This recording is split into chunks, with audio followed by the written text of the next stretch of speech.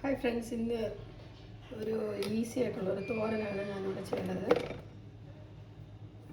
അമരയ്ക്കയും ബീൻസും കൂടെ ചേർത്തിട്ടുള്ള ഒരു തോരനാണ്. അപ്പോൾ ബീൻസും അമരയ്ക്കയും കൂടെ ആകുമ്പോൾ ആ കൊത്തമരയ്ക്കയുടെ കശപ്പൊന്നും നമുക്കറിയില്ല. അതിന് വേണ്ടിയിട്ട് ഈസി ആയിട്ട് ഇപ്പോൾ നമുക്ക് ഇതുപോലെ കുറച്ച് ഉണ്ടായിരുന്നാൽ രണ്ടും കൂടെ ചേർത്ത് നല്ലൊരു തോരൻ വയ്ക്കാം. കുറച്ച് ചെറിയ ഉള്ളിയും ഒരു വലിയ ഉള്ളിയും കുറച്ച് ബീൻസ് അമരയ്ക്ക ചെറുതായിട്ട് അരിഞ്ഞ് വെച്ചിട്ടുണ്ട്. ഇനി അതിലേക്ക് അതിൻ്റെ മസാലയ്ക്ക് ഒരു അരമുറി തേങ്ങ, പിന്നെ ഒരു ചെറിയ സ്പൂൺ ജീരകം, എരിവിന് 2-3 പച്ചമുളക്, പിന്നെ അതിൻ്റെ കൂടെ 2-3 വെളുത്തുള്ളി അല്ലി. ഈ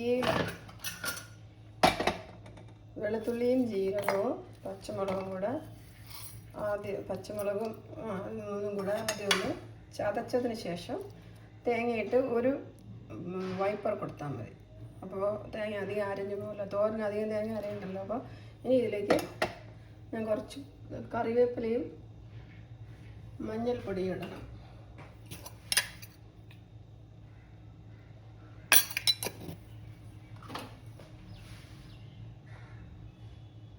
ഇതൊന്ന് ചതച്ചെടുത്തിട്ട് വരാം. ഇത് കണ്ടില്ല, ഇതുപോലെ ഇത് ഒന്ന് അരഞ്ഞ പോലെ തോന്നുന്നുണ്ട്. നമ്മൾ നല്ല പൂ പോലെ തിരുവി എടുത്താൽ അതിന് പിന്നെ മിക്സിയിൽ ജാറിലിടേണ്ട ആവശ്യമില്ല. ഞാൻ ലൈറ്റാണ് ഒന്ന് ചതച്ച് കൊണ്ടുവന്നിട്ടുണ്ട്. ഇനി നമുക്ക് തോരൻ വയ്ക്കാൻ ആരംഭിക്കാം. അതിലേക്ക് കുറച്ച് എണ്ണ,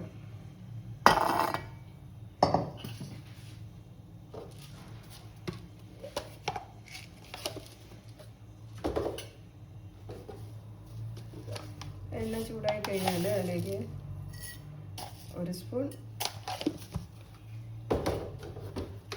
കടുക്,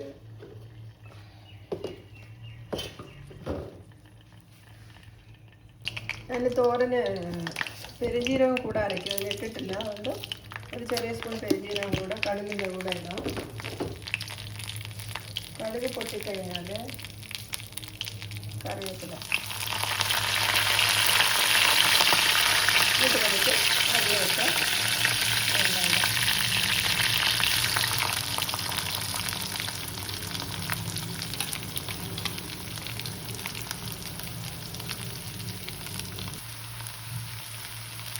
എല്ലാം ഇട്ട് എല്ലാം ഒന്ന് ഇളക്കിയിട്ട്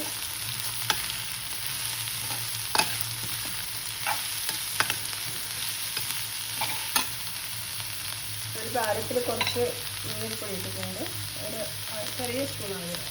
ചെറിയ സ്പൂണിൽ കുറച്ച് മുളകുപൊടി വേണ്ട, ഇത് മഞ്ഞൾപ്പൊടി കൂടെ ഇടാം. ഇത് നല്ല റെഡ് കളറിൽ അല്ലെങ്കിൽ മഞ്ഞ കളർ അധികം വേണമെങ്കിൽ കുറച്ച് മുളക് പൊടി ഇടുക. ഞാൻ മുളക് പൊടി ഇടുന്നില്ല, പച്ചമുളക് ഇട്ടിട്ടുണ്ട്. അതുകൊണ്ട് കുറച്ച് ഉപ്പ് ആവശ്യത്തിന്. ഇത് വെള്ളമൊന്നും ഒഴിക്കേണ്ട ആവശ്യമില്ല. അവിയിൽ തന്നെ നല്ല വെന്തമുള്ളത്. വെള്ളം ഒഴിച്ച് കഴിഞ്ഞാൽ എല്ലാം കൂടെ കുഴഞ്ഞു വരും.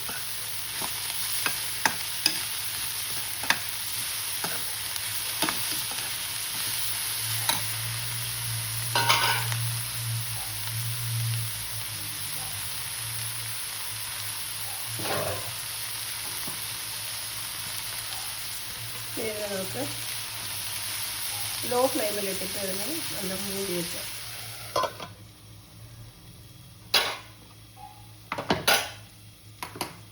ലോ ഫ്ലെയിം വേണം, ഹൈ ഫ്ലെയിം വയ്ക്കാൻ പാടില്ല. എന്നിട്ടത് ഒരു 5 നിമിഷം അങ്ങനെ വേവാൻ വിടണം. ലോ ഫ്ലെയിമിൽ വെച്ചാൽ ഇടയ്ക്കിടയ്ക്ക് ഒന്ന് ഇളക്കി വിടണം. ഒരു 3/4 വേവായതിന് ശേഷം മസാല നമ്മൾ അതിലേക്ക് ഇട്ടാൽ മതി.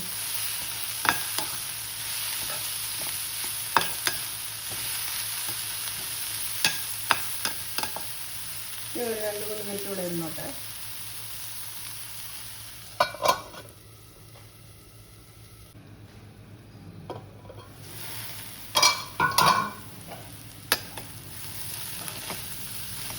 ഇനി നമുക്ക് മസാല അതിലേക്ക് ഇടാം.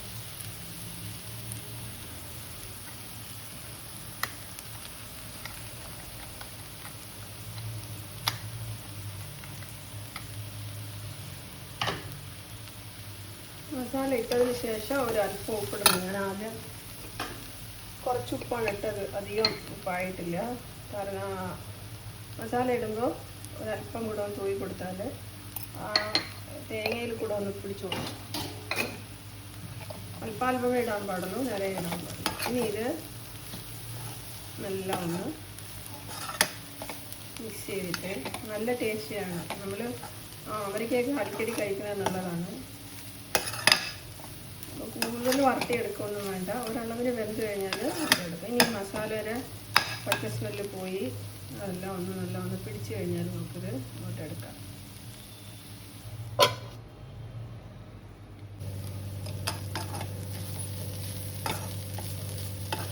തോരൻ ഇവിടെ റെഡിയായി. ഇത് നമുക്ക് സെർവ് ചെയ്യുന്ന പാത്രത്തിലേക്ക് മാറ്റാം.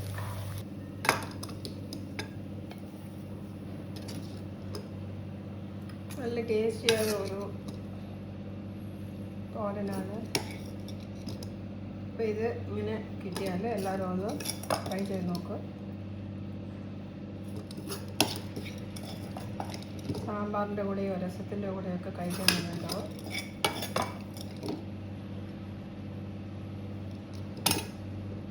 ഈ തോരൻ ഓണത്തിനൊക്കെ കഴിക്കാൻ നല്ല എളുപ്പമാണ്. കാരണം തലേ ദിവസമേ നമ്മൾ രാത്രി മുക്കാലും വെജിറ്റബിൾസൊക്കെ കട്ട് ചെയ്ത് വയ്ക്കുമല്ലോ.